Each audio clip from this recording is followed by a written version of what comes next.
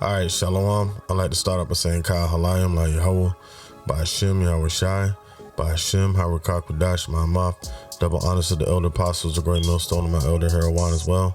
Salutations to the Akim that are pushing the truth and sincerity and truth, and peace and blessings to the men, women, and children that believe in the name of Yahweh by Hashem Yahweh Shai. All right, and the topic I want to go into today is talking about painting or pushing a false narrative. And the reason why I want to go into that is because that's basically what Esau's been doing since the beginning. When that spirit that's on Esau, or the spirit of Esau, was on the serpent in the garden. And that false narrative, that falsehood that he paints in society today causes our people to go off and follow and believe in whatever that narrative that he's painting, and blinding the minds of them that don't understand and know the truth. All right. So now, with that being said, what is painting a narrative, or what is pushing a false narrative? All right. It says a false narrative is a story that you perceive as being true, but has little basis in reality. All right. If these stories are about ourselves or others, they can be challenging to let go of, and are often determinant of our relationships and careers. False narratives usually stem from your fears. All right. So now, what does Esau have to fear? His downfall, his place as the wicked here upon this earth, as a deceiver, doing the bidding of Satan, being the physical counterpart of Satan as the devil here on the earth, and the rest of the world realizing that. So what does he do? One of the best tricks the devil ever did was just to convince the whole world that he didn't exist, and then within that, he convinced the whole world that he's God. And by painting that false narrative, by putting forth lies, he's deceived the whole world. And his fear would be the whole world realizing and seeing him for who he is. So that's why he recreated history with the Renaissance period, and whitewashed everything to hide his true identity and paint a false narrative of us, the children of Israel, being the bad seed of the earth, when in actuality he's the bad seed of the earth, the wicked root, which is just spoken of. All right. So the story that Esau paints is a story that people perceive to be true, but has little basis in reality. So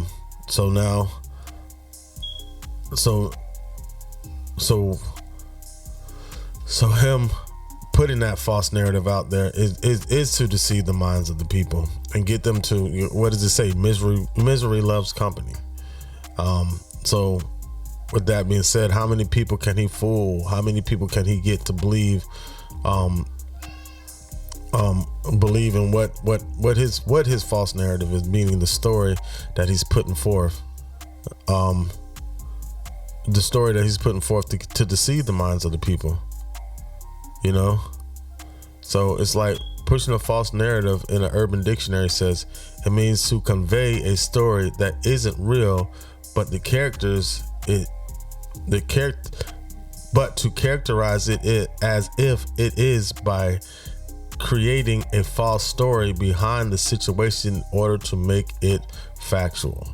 And that's what he does. And that's how, when we come out there on the highways and byways with the truth, that that's why the scriptures say they hated him that rebuketh in the gate. The ones that come out and promoting the truth, that teach the truth of Yahweh by Hashem Yahweh Shai. So what does he do? He paints that false narrative to blind the minds of everybody, to make to deceive, like he did from the beginning. Because in the beginning, the serpent was the most subtle beast of the field. All right, this is Genesis chapter 3 verse 1. It says, now the serpent was more subtle than any beast of the field which the Lord Yahweh had made, and he said unto the woman, yea, had Yahweh said, "You shall not eat of every tree of the garden." Right. So this is the beginning of the false narrative that, he wasn't Esau at this time, but it was the serpent in the garden. But that same spirit is upon Esau from the left hand side of Yahweh by Shimei Shai. All right. So going back to Genesis again. Salakia. All right. Let me open up another tab real quick. So going to Genesis 3:1. It says, "Now the serpent was more subtle than any beast of the field which the Lord Yahweh by Shimei Shai had made. And he said unto the woman, Yea, hath Yahweh said, Ye shall not eat of every tree of the garden?" All right. So now starts the confusion. All right. So he used subtlety, to, craftiness, slyness to, he went aside from the truth, man. He's just telling lies, to deceive Eve and painting a false narrative of a reality, which it was a reality, but it was a falsehood in a sense, because he used deception to unveil something unto her of them being, of the knowledge of good and evil, the tree of the knowledge of good and evil. So, but he used subtlety to do that, just like how he does today. He used subtlety and gradualism to disrupt them, to deceive the minds of the people. In order to get back to normal, you need to be mandated and all these types of things. They create a false narrative with the pandemic. And within that false narrative of the pandemic, they create a cure, order out of chaos. Let me paint a vision for the people of a false reality that doesn't really exist, and then create a narrative and what does that do? It deceives the minds of the people, and they can control them. So it takes away the spirit of, it takes away the connection from Yahweh by Shimei Shai to the children of Israel, because 2/3 of our people, no matter some way, shape, or form, fall a victim to this false narrative that's being put forth, because they found refuge in lies. Even if they look at Esau as being the enemy, some form of this false narrative that he's playing, some form of this lie that he puts out in the atmosphere, they fell a victim to. All right, so I want to go into Wisdom of Solomon chapter 2, on how these are some of the ways that they paint a false narrative to deceive the minds of the people. All right, and the scriptures even said that it would, if it were possible, it would even fool the very elect. As a matter of fact, let me get that real quick. It's Matthew 24:24. It says, "For there shall arise false false anointed and false prophets, and shall show great signs and wonders, and so much that if it were possible, they shall deceive the very elect." So just check out how tricky that is. I slipped and said the C word, crystals. I don't like using that word. Hamashiach, or anointed, Yahweh Shai, or false anointed shall come, false prophets shall come, showing signs and wonders, painting a false narrative, doing the bidding of Satan, helping their father, their authority, the devil. All right. So now within that, if it were possible, they would fool the very elect, but the Yahweh by Shimei Shai did not make that possible. That this story that's being brought forth could fool the elect. So with that being said, going to the Wisdom of Solomon chapter 2 verse 1, it says, "For the ungodly say reasoning with themselves, but not aright. Our life is short and tedious, and in the death of a man there is no remedy. Neither was there any man known to have returned from the grave." Right. But they don't understand the grave that they're already in. So within this chapter, they're painting the narrative of you have to live life in abundance while you're here on earth, because there's nothing after this. There's no kingdom. There's no spirituality. There's nothing. So that's a false narrative that they're trying to paint and put into the minds of our people to get them to turn away from Yahweh by Shimei Shai and turn their backs to him and not turn their face to him. But if you understand the true narrative, which is the truth, of everlasting life through the word of Yahweh B'Shem Yahushai, you begin to shun that false narrative that's being painted, and you see through all the cracks and crevices in the foundation of the story being presented by the devil, which is all fake and lies. But if you don't have the spirit of Yahweh B'Shem Yahushai, then you will not know the picture that's being painted in falsehood. All right. Verse 2, it says, "For we are born at all adventure, and we shall hereafter be here. We shall be hereafter We shall be hereafter as though we had never been. For the breath in our nostrils is as smoke, and a little spark in the morning in the moving of our heart." Right. So a little spark in the moving of our heart. So now, but that's true in a sense for Esau, because after 1,000 years of slavery, they're going to be as if they've never existed.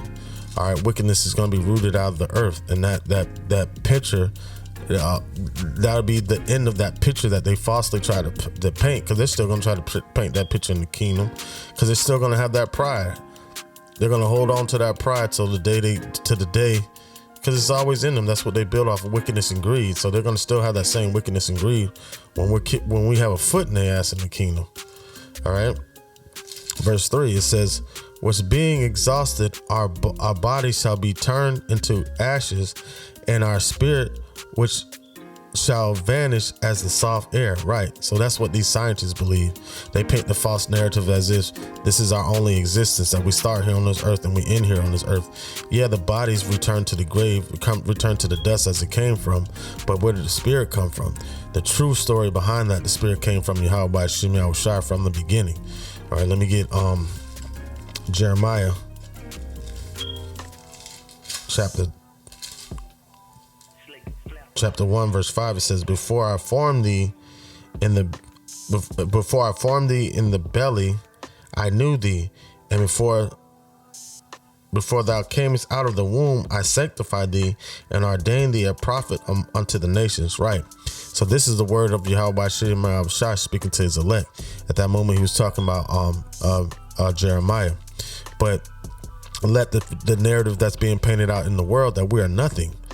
If you let Esau tell it, we're nothing. We're not the children of Yahweh B'Shem Yahushai. We ain't nothing but niggas and spics and wetbacks and all these different types of perverse names. But we're not the children of Yahweh. But according to the word of Yahweh B'Shem Yahushai, and according to the truth, we are ordained by Yahweh B'Shem Yahushai to be a prophet unto the nation of Israel, and bringing judgment unto these other nations and 2/3 of our nation.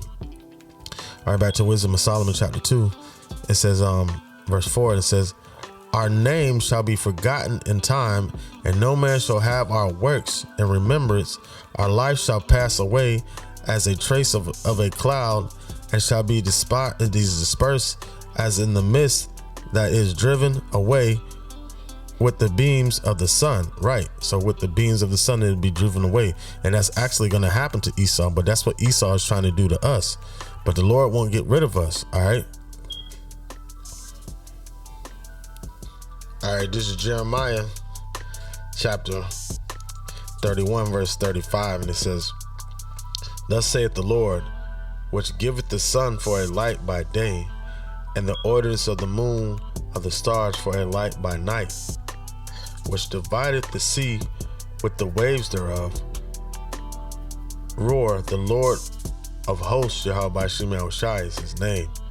If those ordinances depart before me, saith the Lord, then shall the seed of Israel also shall cease from being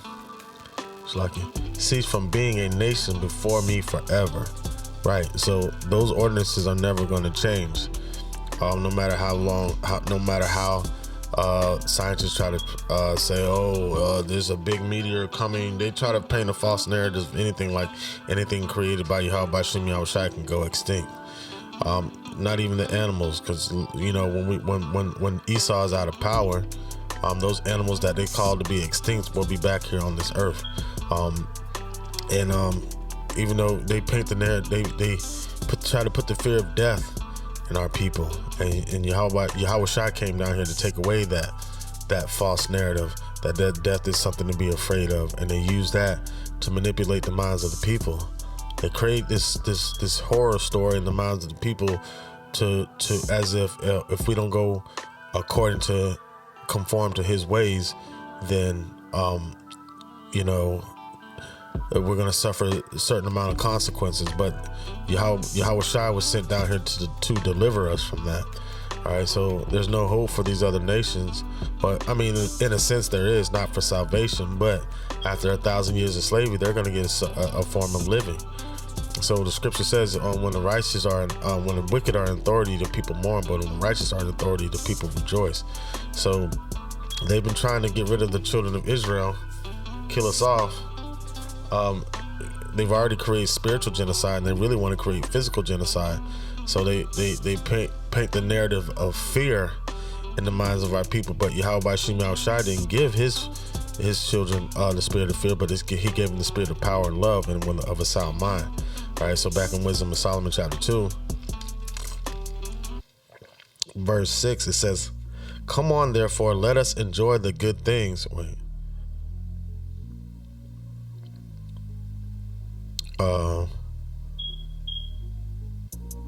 right, verse 6, it says, come on, therefore, let us enjoy the good things that are present, and let us speedily use the creature like as in youth.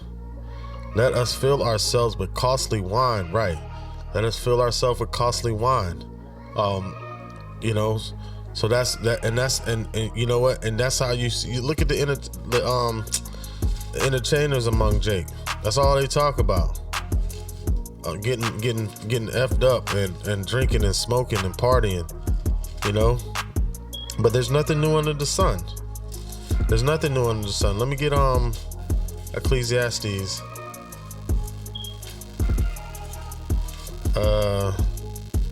Ecclesiastes.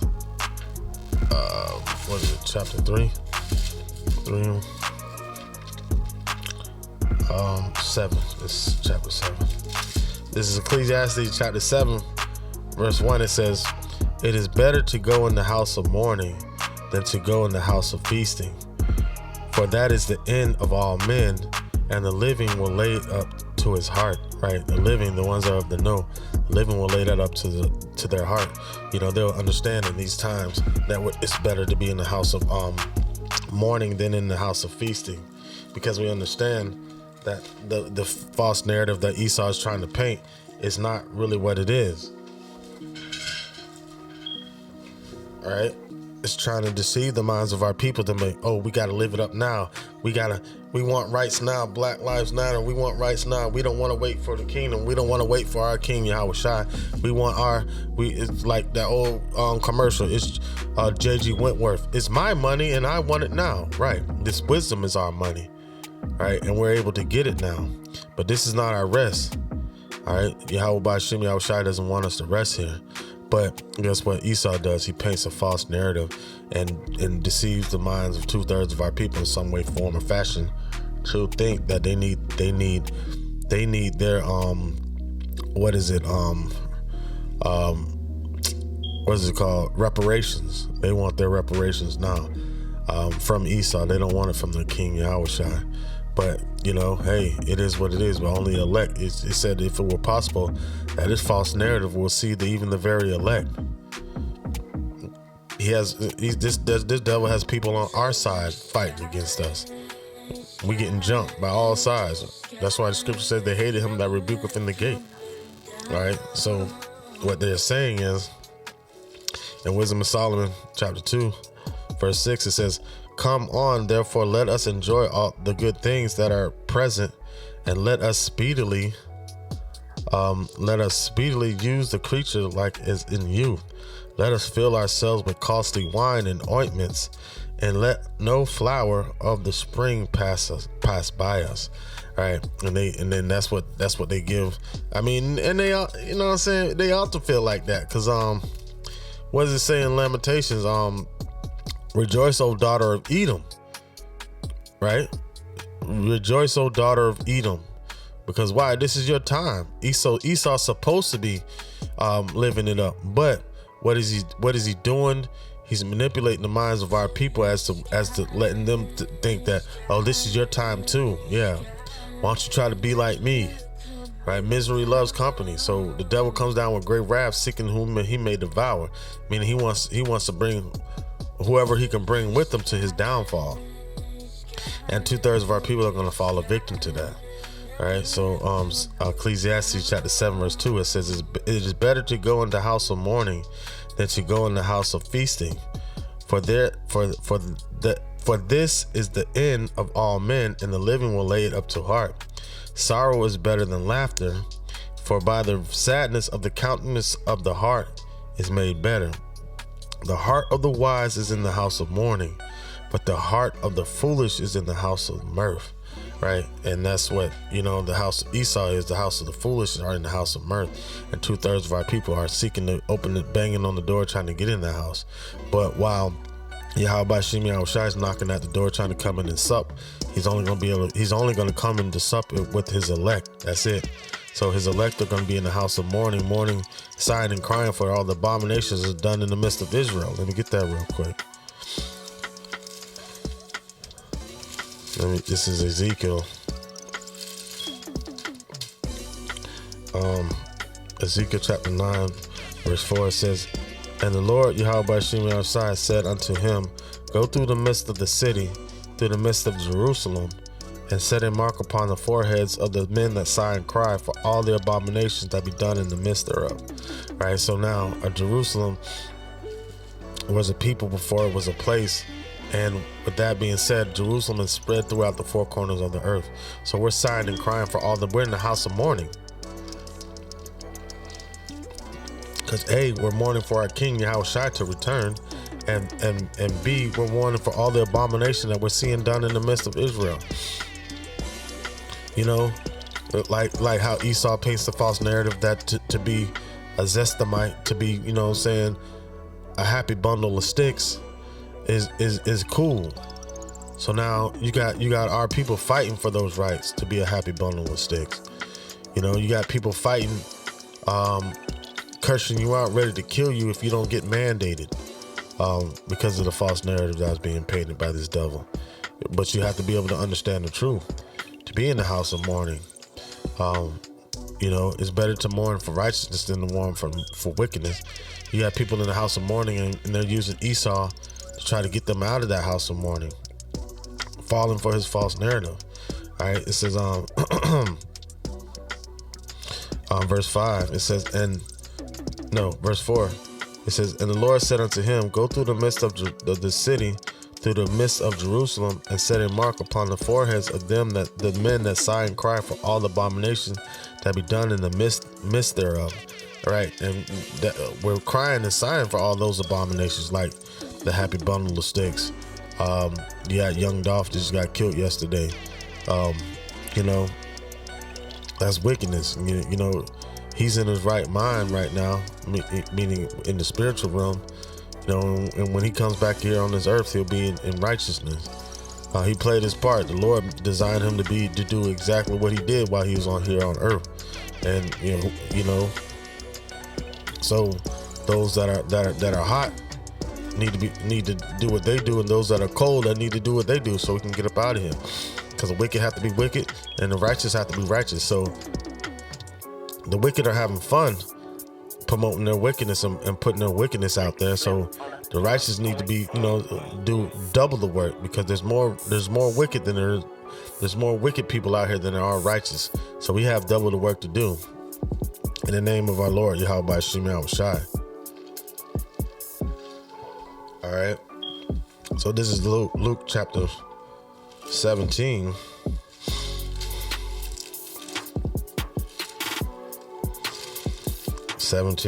Verse 25. It says, but first must he suffer many things and be rejected of this generation. Right. Because this generation, like the generation last, fell behind, fell for the false narrative or the story that was being told by the devil. And so they didn't obtain to the true narrative of Yahweh Shem Yahushua. And that's what Yahushua came to the earth. He said he came to the earth to do his Father's will. And that's what he was doing. But he was rejected by his own people. 2/3 of our people rejected him back then. And as for they're going to reject him now and still follow behind that same false narrative that's being pushed by Esau. All right. Verse 26, it says, and as it was in the days of Noah, so shall it be in the days of the Son of Man. They did eat, they drank, they married wives, they were given in marriage until the day that Noah entered into the ark, and the flood came and destroyed them all. Likewise also it was in the days of Lot. They did eat, they drank, they bought, they sold, they planted, they built it. And isn't that what's going on right now? Isn't that what's going on right now? This whole American dream, living it up, fucking libertist, demonic spirit that's in the air, peace and prosperity in a wicked ass world, to where how can you enjoy peace and prosperity when you have wickedness running rampant on the earth? There's no way to enjoy that. That's being selfish and ignoring the truth, ignoring the true narrative, ignoring what's being exposed. Like, how can you? That's separating yourself. Like, listen. The true narrative is to contend against wickedness, to destroy wickedness, tear down their groves and their altars, man, and set up the altars of Yahweh B'Shem Yahushua, meaning the ones that are out there on the highways and byways teaching. And America's going to be a big altar, because guess what? The Lord says he has a great sacrifice in Basra. All right, so America's going to be a great sacrifice, man. It's going to be a lot of bloodshed here, man, no matter what type of false narrative that Esau tries to push and portray. All right, verse 29, it says, but the same, Slakia.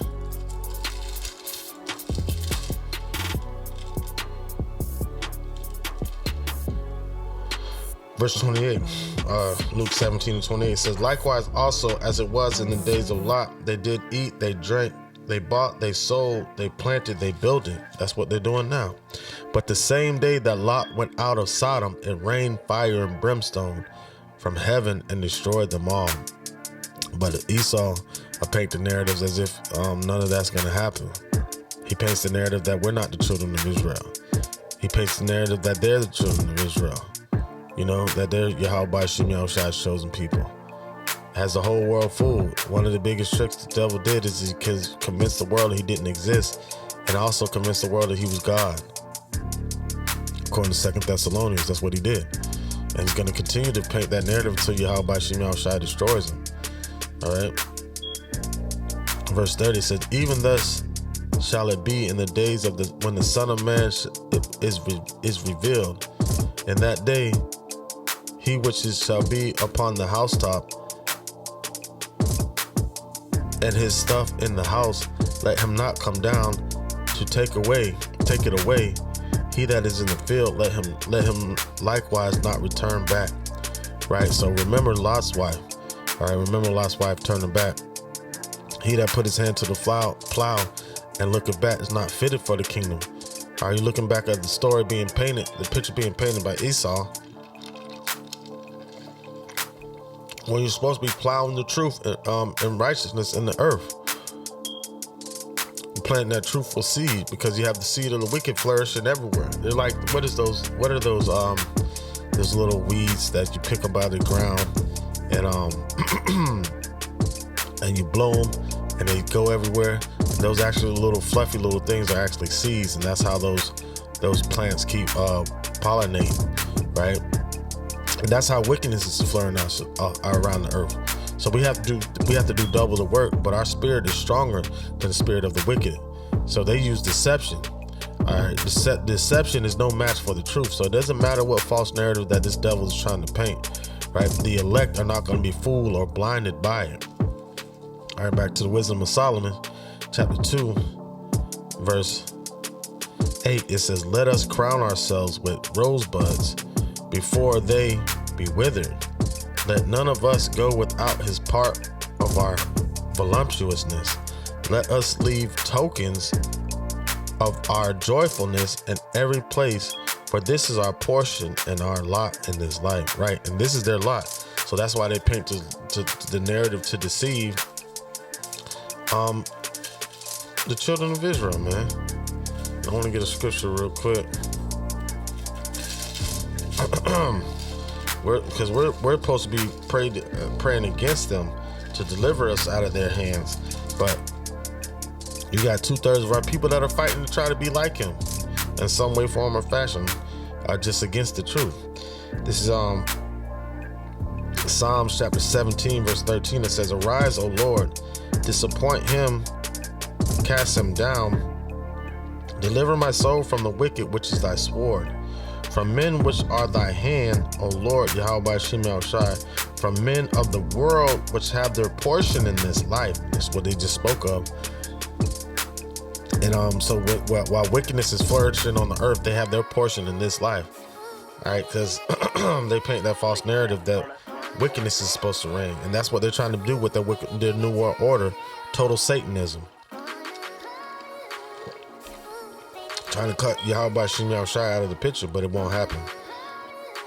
It says, "They are full of children, and the rest of their substance,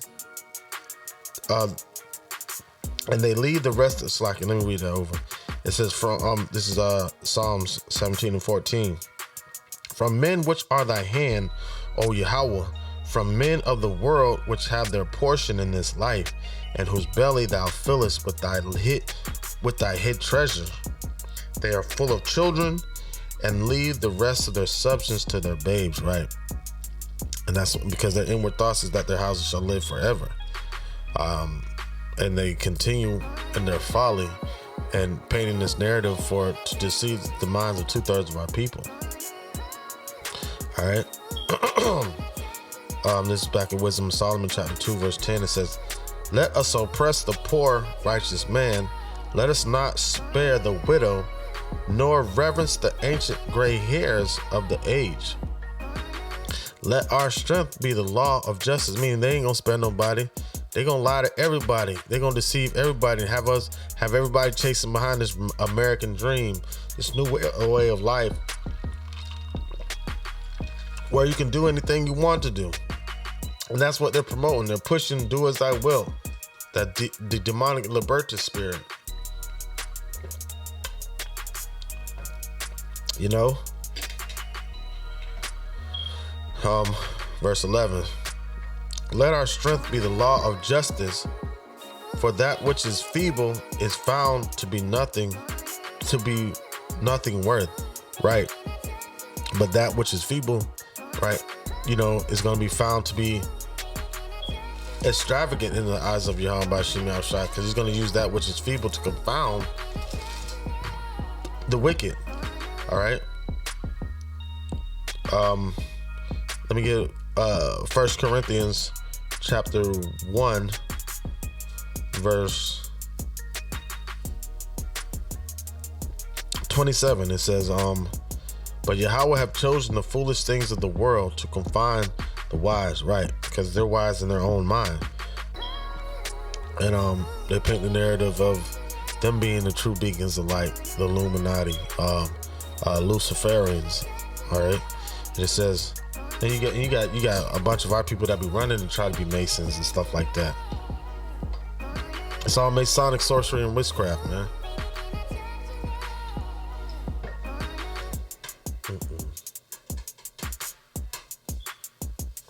It's like it. All right. My computer had timed out for a second. I thought last time I did this lesson it froze up, and I had to do it all over. This is my second time doing it, but here we go. All right. It says verse 27 again. It's 1 Corinthians 1 and 27. It says, "But Yahweh have chosen the foolish things of the world to confound the wise, and have chosen the weak things of the world to confound the things which are mighty." Right. So Esau's mighty, running rampant in the earth. It says, "Woe to the inhabitants of the earth and those that dwell therein, for the devil has come back having with straight wrath, knowing that he has but a short time." All right. Verse 28, and it says, "And base things of the world and things which are despised hath Yahweh chosen, yea, and the things which are not, to bring to naught the things that are. Right? So, Esau's running rampant like he's this big mighty man and has a whole world fooled, and has us being the feeble ones, right? He's persecuting.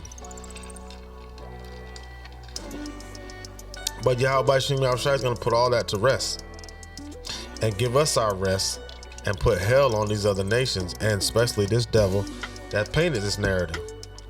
All right, back to the Wisdom of Solomon, chapter 2, verse 11 again. It says, "Let our strength be the law of justice, for that which is feeble is found to be nothing worth." Right, but we're worth something to Yahweh Shem Yahushua, being the elect, Lord willing, I'm part of that number. "Therefore let us lie and wait for the righteous, because he is not for our turn." Right, because the earth is given into the hand of the wicked. All right, the earth is given into the hand of the wicked. So why would you want to partake in this earth right now? Why would you want to partake in this? We're supposed to be in the house of mourning. We're mourning the return of our king, man. And we're mourning because we see all the wickedness that's being done by our people. We want to see righteousness for us on the earth. That's why we're waiting for a new heaven and new earth wherein dwelleth righteousness. So we don't partake in the foolishness that we see, because we know it's all false and vanity. All right, verse 10. It says, "Let us oppress the poor righteous man. Let us not spare the widow, nor ravish the ancient gray hairs. Let our strength be the law of justice, for that which is feeble is found to be worth nothing worth. Therefore let us lie and wait for the righteous, because he is not for our turn. And he is clean contrary to our doings, and upbraided us with our offending the law." Right, and that's because their whole narrative that they paint is for us to go against Yahweh Shem Yahushua and offend the law. That's why we're in the predicament that we're in right now. All right. It says, "And objective to our infamy, the transgressions of our education." Right. So their whole thought process is wicked. All right. It says, "He professes to have the knowledge of Yahweh, and he called himself the child of Yahweh Shem Yahushua. He was made to reprove our thoughts." Right, and that's ultimately what Yahweh was made to do. Right. So with that being said, when Yahweh Shem Yahushua, when Yahweh looks at his elect, he sees the image of his son doing his father's business. So we become joint heirs, Lord willing, I'm part of that number, unto Yahweh Shem Yahushua, and that's why our spirit is able to call out Abba, Father.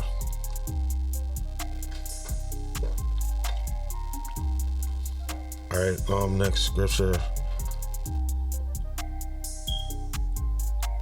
verse 15, Wisdom of Solomon 2:15. It says, "He is grievous unto us, even to behold, for his life is not like other men's. His ways are another fashion." Right, because we follow after the truth. We're not falling for the trickery in this story that that Esau, the devil, is trying to paint and manipulate the world. We follow behind the truth of Yahweh Shem Yahushua.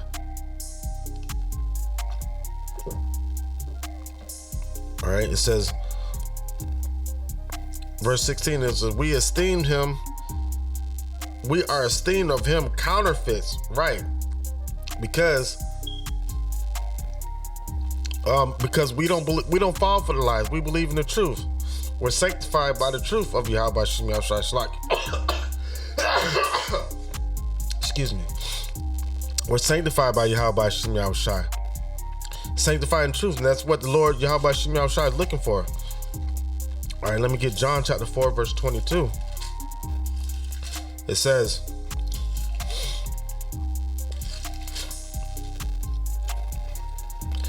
"Ye worship, ye know not what. We know what we worship, for salvation is of the Jews." Right. So we know where salvation comes. It comes from Yahweh Shem Yahushua. All right, only the elect of Israel are going to be able to attain that salvation.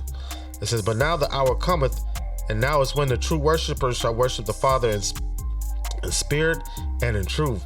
For the Father seeketh such to worship him. Yahweh is a spirit, and they that worship him must worship him in spirit and in truth. So now, when this false narrative is being painted by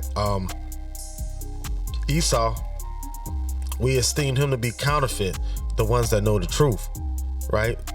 Because you got individuals like IUIC that come up against Esau and call him out for who he is, but they still fall for that narrative, calling upon that name Christos. That's part of Esau's story. Christos, Christ, that's part of Esau's story. We're supposed to be calling upon Yahweh Shai, Yahweh Bahashem Yahweh Shai. Alright. This is Wisdom of Solomon 2:16. It says, we are esteemed of him as counterfeits. He abstaineth from our ways as from filthiness. He pronounces the end of the just to be blessed, and maketh his boast that Yahweh is his father. Right. And we receive the adoptions of sons through Yahweh Shai, the elect. Alright, it says, let us see of his works to be true. Let us prove what shall happen in the end of him. Right. And that's why we're all on this playing field right now. We're gonna see whose story was true. The story of Jacob or the story of Esau. Alright. The story of Jacob or the story of Esau. So now the false narrative that Esau's trying to paint in this world, the elect are not gonna fall for it. Because but the rest are going to be blinded and choose the ways of the world, right? And this devil is so crafty, if it were possible, he would even deceive the very elect. But the very elect are covered under the blood of Yahweh, the Yahweh by Shem Yahweh Shai, being crucified to redeem his elect, the ones that are not going to fall for that false narrative. All right. That being said, I would like to say, Kal Halayim La Yahweh, by Shem Yahweh Shai, by Shem Harikak Wadash Mama. Double honors to the elder apostles of Great Millstone, and my elder Herwan as well. Salutations to the Akim that are pushing the truth, the sincerity of truth. And peace and blessings to the men, women, and children that believe in the name of Yahweh Shem Yahweh Shai.